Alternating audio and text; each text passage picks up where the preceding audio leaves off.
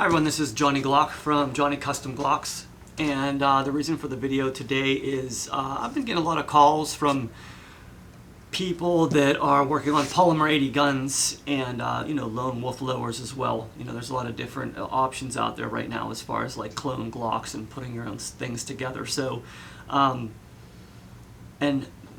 reality is some of these people and you yourself might be very mechanically inclined.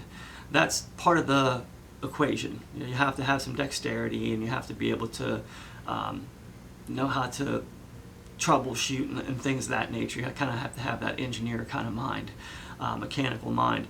But the second part, and the bigger part, is that you're working with a handgun, and these things can kill people.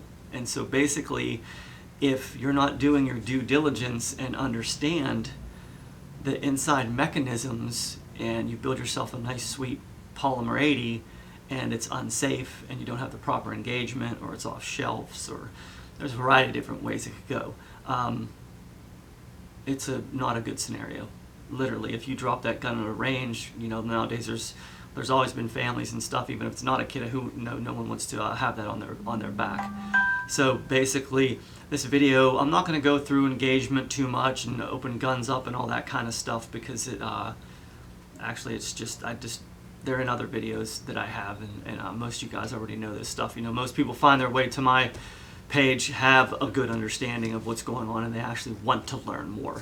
And that's why I put these videos out, because I get it. You're gun enthusiasts and you're opening up guns, and it's a big responsibility to make sure, if you're going to be tinkering with a firearm, you better just not be saying, okay, that'll do, we'll just get it out to the range. It has to be perfect. I implore you to make sure, test over and over and over again at home, and make sure these things are spot on, that they are I'll show you the gun right here. This is a safe gun right here. So when I'm testing triggers, dry firing, I'm gonna pull, and then I'm gonna go like that, like crazy, just to make sure it's grabbing every time, and that's with the gun reset. And then the other one is you're gonna have to just keep go like this, because that's how the gun actually works, and making sure it refires, make sure it fires every time. I can't tell you how many times I've been speccing something out, and I'll do this 15, 20 times, and then there'll just be out one time it'll slip, and I'll be like, what the heck? And so then I have to go back in there and go over the whole thing. Like I said, they're production guns. They have tolerance issues here and there. Sometimes even when you're using these stock, in a stock Glock, you're not going to have engagement issues usually. It's always a good idea to check. But for the most part, if you're doing a gun build, or you're dropping your own drop-in, or you're tweaking set screws and things like that, make sure that you have an armorer's backplate, which is right here.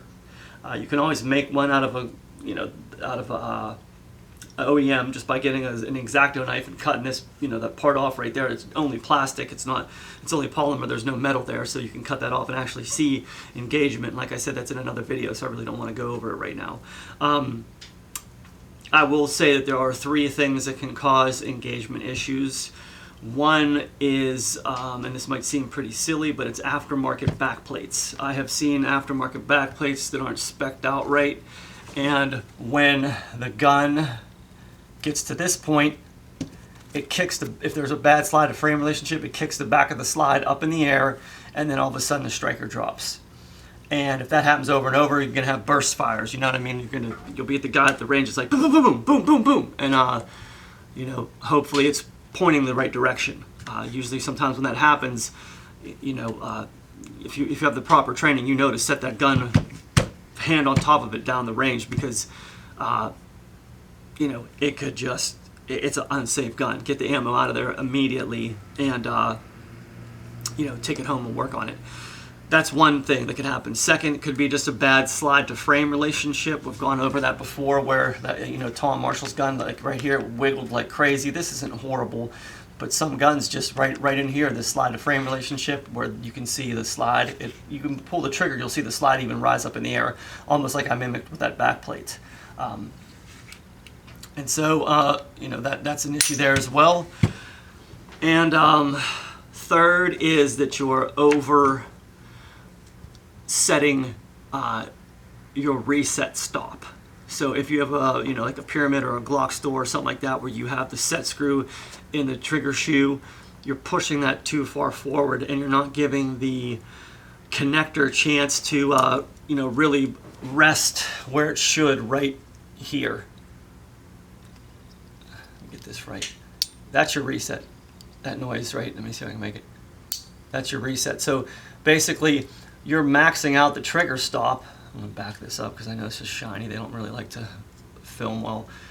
You're maxing out, and this is what happens when you do that, because usually it's one of those things, it's a binary fire. So when you pull the trigger, let me just do it this way, and then it resets itself up on the connector, backing up, okay, resets itself back up on the connector right there. When you reset and go, like when a reset comes forward, it drops the trigger bar down a little bit, and then all of a sudden, boom, it fires again.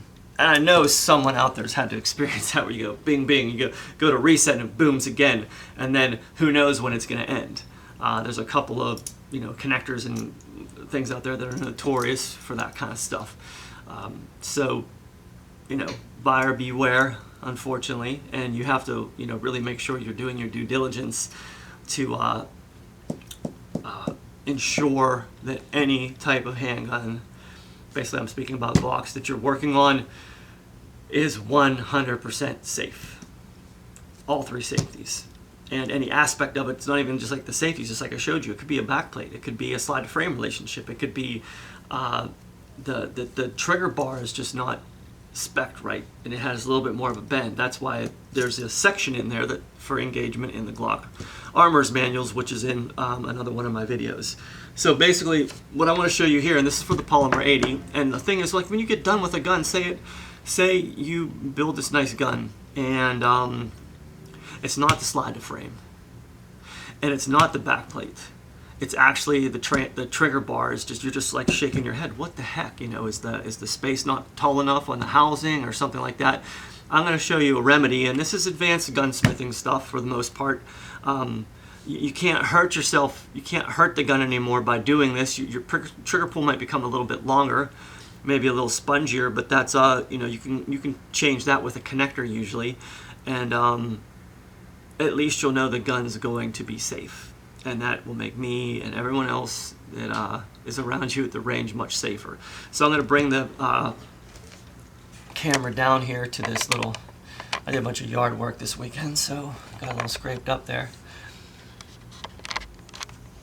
to this vise. So what determines the engagement on a trigger bar is the Cruciform kick-up. And as you can see, this one, and they call it the Cruciform kick-up because if you see the very end there at the sear and the angle goes like this, it kicks up. So this is the part of, get a pointer here, this is the part that grabs the sear lug face right there. So when you look at engagement and you see the striker coming down over top of that, you're supposed to have 2/3 of it covered. And as you can see in this, change this up, as you can see in this, it has some angle already. This is definitely not going to, you know, jump a striker.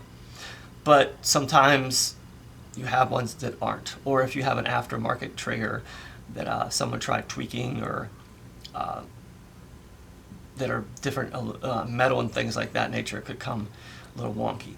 So basically, here's my first word of advice. And you can try it, but if you just vise this up, and I'll kill this light, so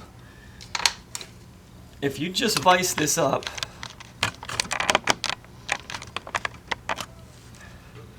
so it's just the kick up, which is just a little part right there, you really need to go very lightly. And normally the way I do this, I have this vise rigged down here because they're down below me at my waist level. I kind of tend to lean into stuff with my whole body, and that way I can control it.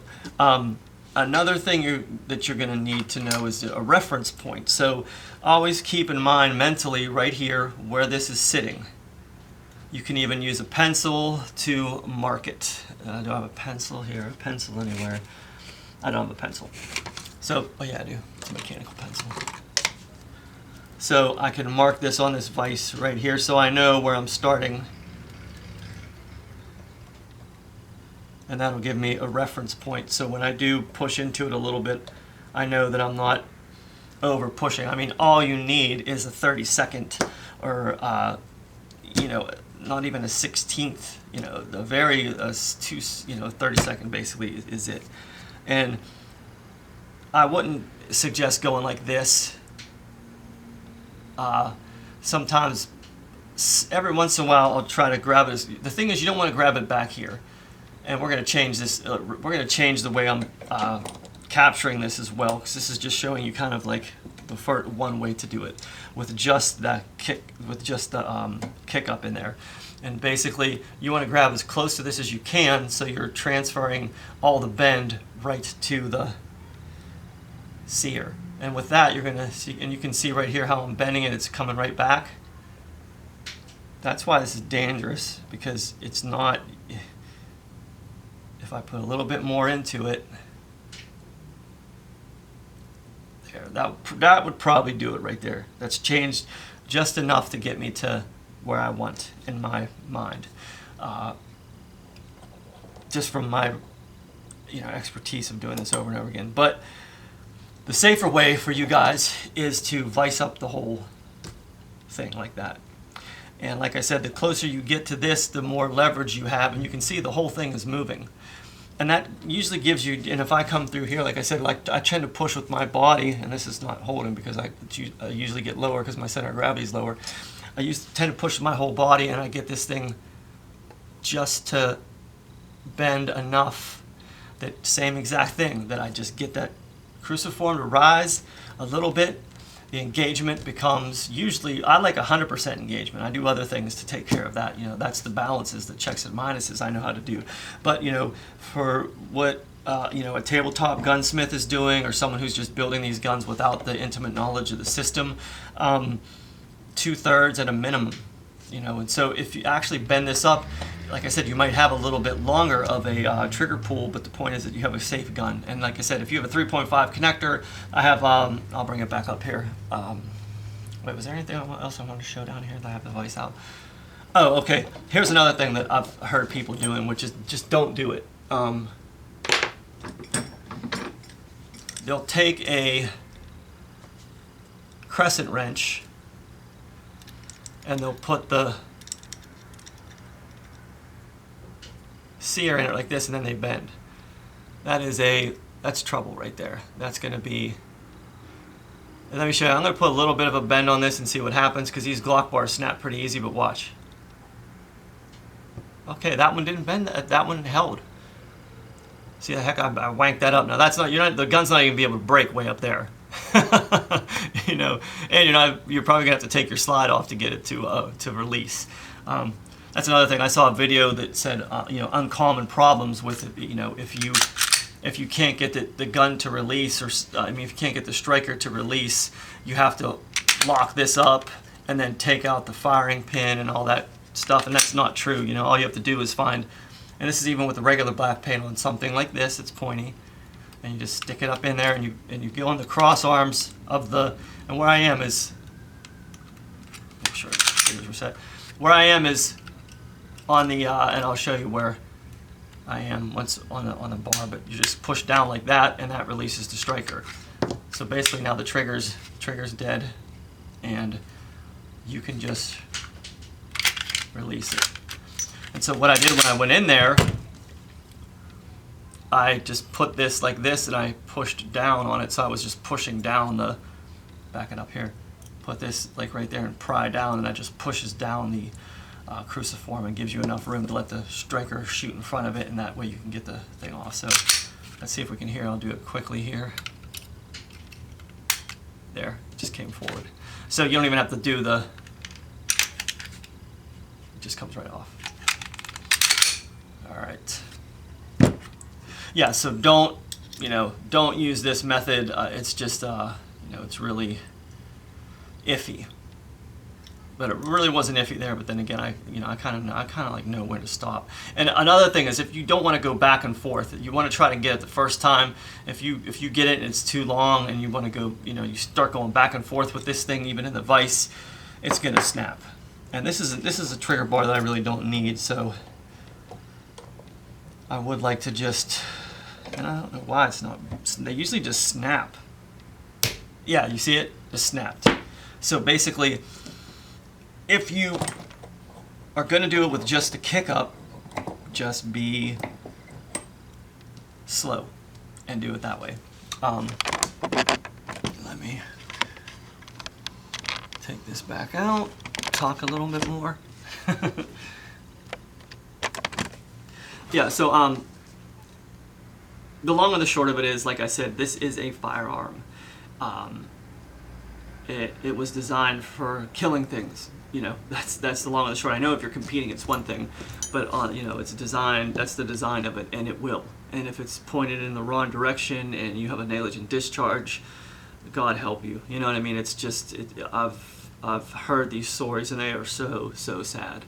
And no one wants that to happen. No one intended for that to happen, but it happens. So and the reason I'm doing this video is because I've had several calls now about this issue. Throw that trigger bar away. So if you have a question, you don't have to call me if you're don't want to buy anything. That's not like a huge issue. Like I might have to say, hey, I'm busy, I'll call you back. Just sit on it for a while. But call me or talk to a pistol smith or Glock armors understand, but sometimes just that basic course is pretty. If anyone's gone to that, it's just basically nomenclature. Like everything I'm showing you on this informational, educational channel. If you take an armor's course, you're gonna just be like, what? So the advanced armor is pretty cool because they give you like 36 guns to diagnose, and it's a lot more intensive, and you can actually fail that one. So make sure you're doing your due diligence. Make sure you're checking all the aspects of these guns before you take them out to the range, or even in the house. Carry guns, especially some guys now they have the compact frames in these polymer 80s, and you got them in your appendix. You have them in the front, in the waistband. Any pocket pistols, things of that nature. Like I said, not even the range. It could be in your own home. It could be in your car. It could be anywhere. So make sure that you are going through all these things or talking to someone. And if you think at all that gun is unsafe, do not put any ammo in it and get it to someone or talk to someone that knows exactly what they're doing. So that's about all for this video. I've decided to change my slogan. Basically, my sign off now is Johnny Glocks, because triggers matter. All right, y'all. We'll see. I hope this helps you some.